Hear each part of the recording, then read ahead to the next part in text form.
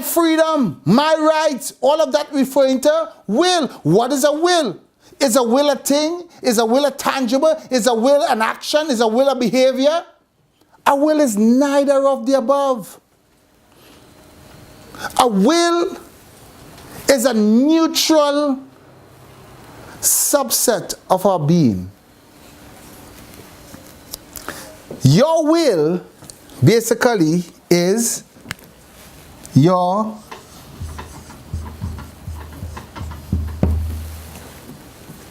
spirit. Your will is your spirit. Your spirit, the very essence of you, which encompasses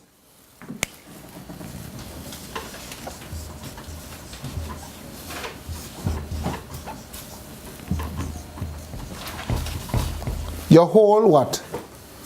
Person. Your whole person. Your will, which is your spirit, encompasses your entire what? Being. Could your physical body operate apart from your will?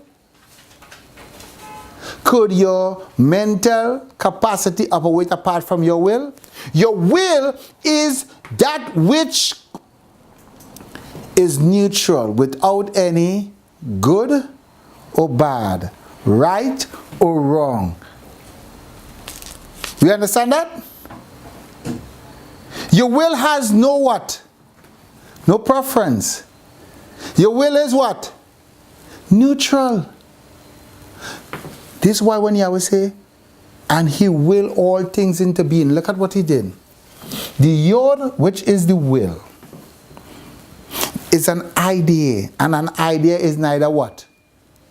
Right or wrong, good or bad. An idea is just an idea.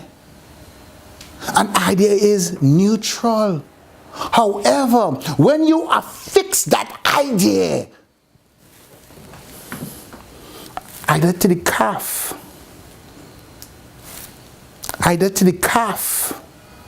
which is the willingness to manifest oneself to God. Now look at this. The calf is how much? 20. So it stands to reason that is what? It takes 2 you to make a calf. 2 you. So you're talking about 2 hands in order to make a calf. The manifestation of this reality. Meaning God's will must become your will. But his will cannot be imposed on you without you willing to accept him. Pain is the acceptance of God's will for your life, and God's will for our life and every human being is the finished work of Yeshua HaMashiach. The will of God, which is his idea to create all things, because the Yod is a metaphysical aspect. This is where all reality begins. This is where all physical state begin. The calf, and which is extended with in the palm. His palm. His palm. His palm. His hand. Right?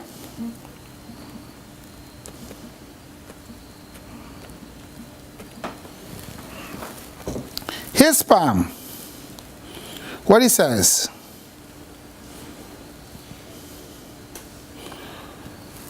Hear what he said. He says, if you have your, you can look at it when you go home. In Isaiah 49:16.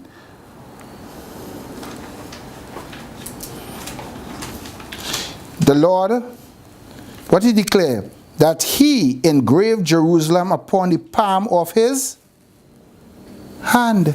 He engraved Jerusalem within the palm of his hand.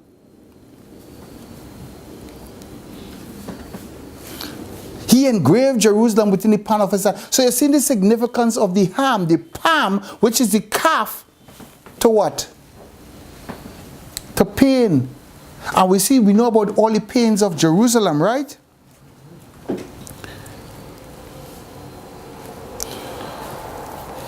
Also in Lamentation 3:41. What he said? Let us lift up our heart with our hand unto God in heaven. Let us lift up our heart with our what? Hands.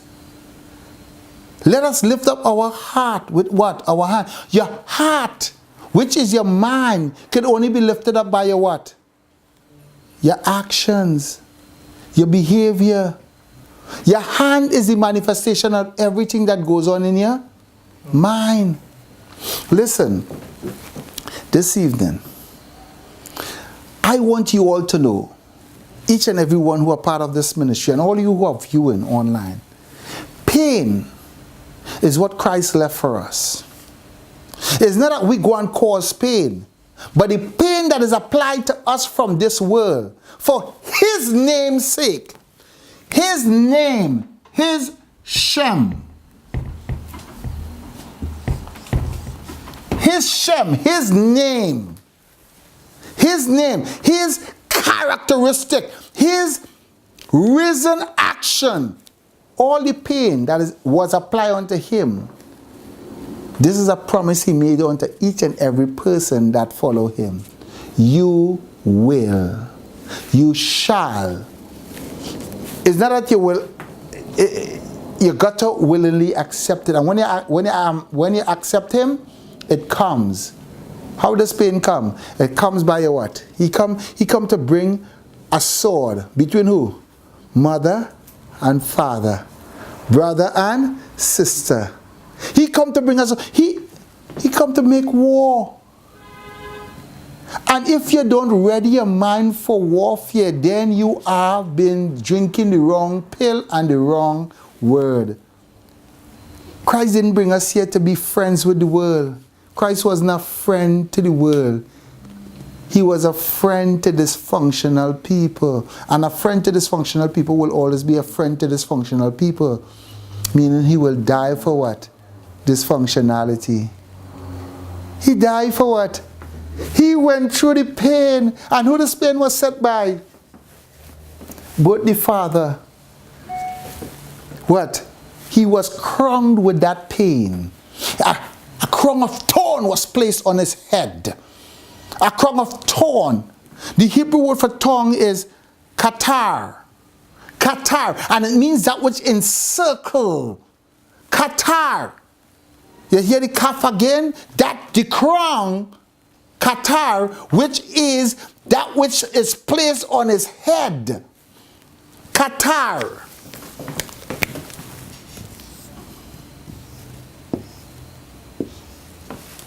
What's your word picture?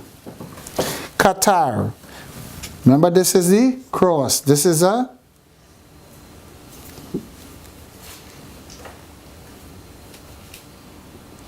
head. Who's the first head that was created? Yeshua.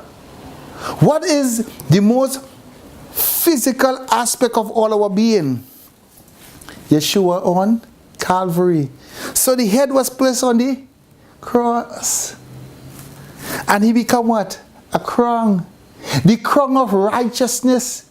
The crown of our priesthood. We are not of the priesthood of what? Levitical priesthood, but we are of the priesthood of what? Melchizedek. And James is telling us that's right. We are a what? A royal priesthood. We have the crown. Who is the crown? Yeshua is the crown.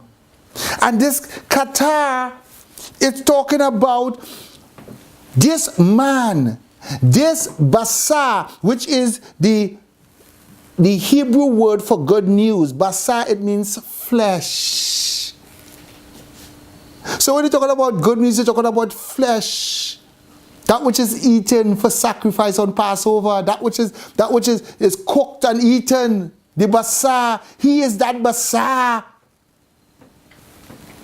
But we call it good news, which have no meaning in the English. But when you tell me here good news or gospel, all those words are words that go back right back to what? That Hebrew word basar, which means flesh. The flesh that was what? That was sacrificed, that was satisfied for you. This kata, each and every one of us who accept Yeshua Mashiach into our lives, We ought to be what? Living a what? A pain-driven life. Now let me clarify what's a pain-driven life. You know what's a pain-driven life? People mustn't want you wrong. You know why they mustn't want you wrong? Because all that comes out of your mouth is what?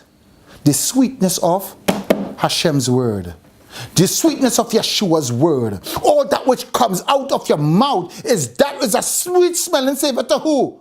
You have the audience of what? Of one. Who's your audience? Who are your audience? Yeshua HaMashiach. That's your audience. And if you are not pleasing him and he is rejoicing in your presence, you then become like the comedians and all these faith pushers, Pentecostal, Catholic and Methodist teachers who are lying to people and telling them your better life now and God wants you to have and to be rich. That's a lie. Your richness is in your pain that you suffer every day for Yeshua HaMashiach. It's not that you can't be an entrepreneur. It's not that you can't use your skill and your hakma that he gave you. You can, and you use it wisely, all in accordance to his will. And when you use it in accordance to his will, you know what? It's going to cause you what? More pain. There is no joy in this world with Yeshua's word. There is no joy and no attachment and no compromise with Yeshua's word. It's either or. It's either or. That's the law of excluded middle. Either or. It can't be both. You got to be distinct. You got to be a sweet smelling savor to him and a stinkness to the world. I said, for if they hate him, how would they what? Listen.